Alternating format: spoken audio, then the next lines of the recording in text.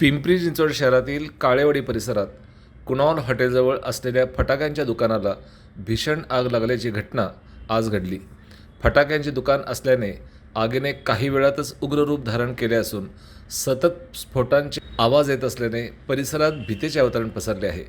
घटनेची माहिती मिळताच अग्निशामक दलाचे तब्बल 10 बंब तातडीने घटनास्थळी दाखल झाले असून आग आटोक्यात आणण्यासाठी शर्थीचे प्रयत्न सुरू आहेत।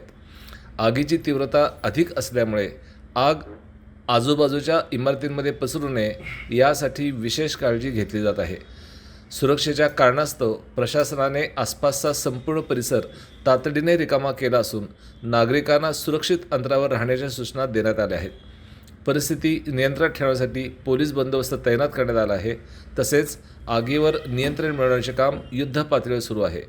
सुदैवाने अद्याप कोणतीही जीवितहानी झाल्याची माहिती समोर आलेली नाही। प्रशासन परिस्थितीवर सतत लक्ष ठेवून आहे।